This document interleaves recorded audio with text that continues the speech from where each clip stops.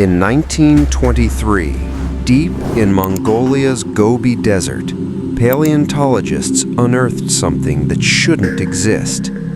A skull, 3 feet long, massive jaws lined with crushing teeth, built like a nightmare designed to kill.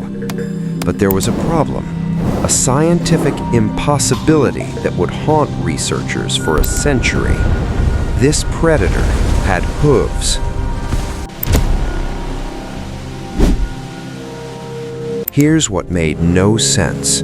Every apex predator that ever dominated land possessed weapons evolution perfected over millions of years. Claws for gripping prey, paws for silent stalking, retractable talons for the killing strike. Andrewsarchus mongoliensis had none of these.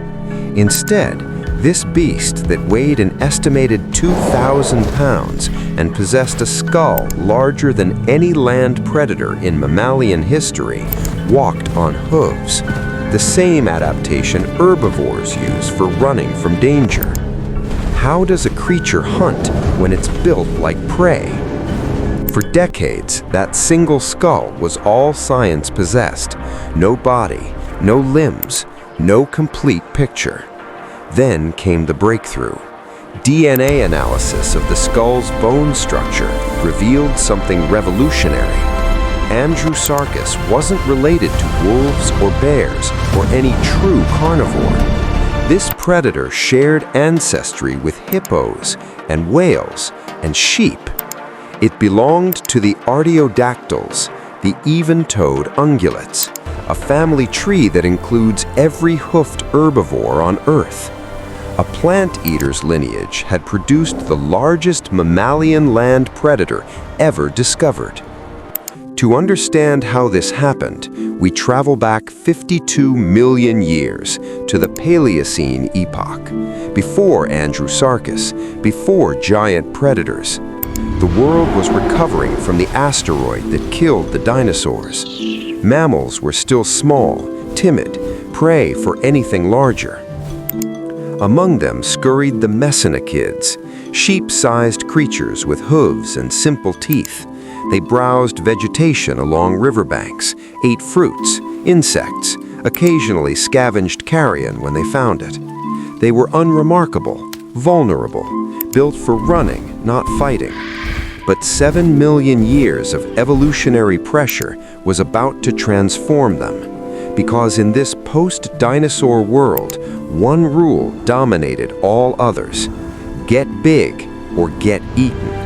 And the mesonychids were about to get very, very big. With only a skull to guide them, scientists had to become evolutionary detectives. They studied the bone structure, the jaw mechanics, the tooth patterns, every microscopic detail. The skull revealed massive sagittal crests, attachment points for jaw muscles that could generate bone-crushing force. This wasn't a scavenger's head. This was a hunter's weapon. The teeth showed a deadly combination: sharp incisors for tearing flesh, massive molars for crushing bone and extracting marrow, bear-like versatility. But the most telling evidence came from the skull's robustness, the reinforced structure, the bracing around the snout. This animal fought its prey, faced resistance, took impacts that would shatter weaker bones. Andrewsarchus didn't just hunt, it dominated through sheer brutality. 45 million years ago, Mongolia was paradise, not the desert we know today. Lush forests covered the landscape, rivers carved through thick vegetation, temperature averaged 75 degrees Fahrenheit, rainfall was abundant, and prey was everywhere. Primitive horses, early camels, giant rhino-like creatures, herds of plant-eaters flourished in endless green corridors. But the true carnivores hadn't arrived yet. Modern cats, dogs, and bears were still evolving elsewhere. This created an opening, an ecological vacuum. Something had to fill the apex predator role. And the mesonychids, already growing larger and more aggressive, seized the throne. Natural selection rewarded those who hunted instead of fleeing.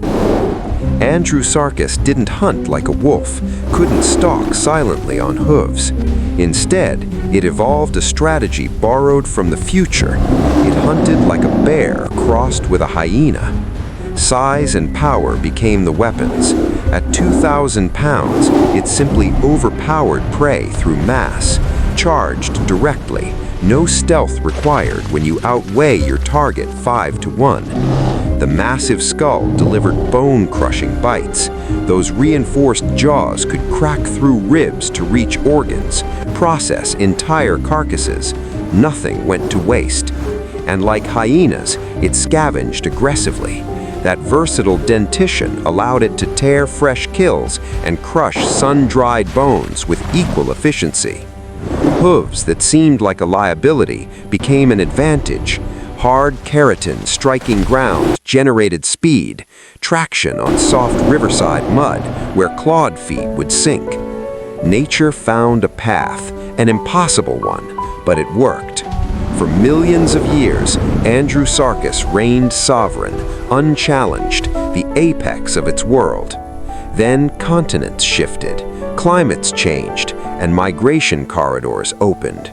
True carnivores arrived in Asia, cats with retractable claws, dogs that hunted in coordinated packs, bears with specialized adaptations refined over 20 million years. They possessed what Andrewsarchus lacked: stealth, precision, evolutionary weapons purpose-built for killing. The Hoofed Terror faced competitors born to hunt. Evolution's experiment ended. The true carnivores outcompeted their makeshift rival. Andrewsarchus vanished from the fossil record, never to return. What drives evolution to create the impossible?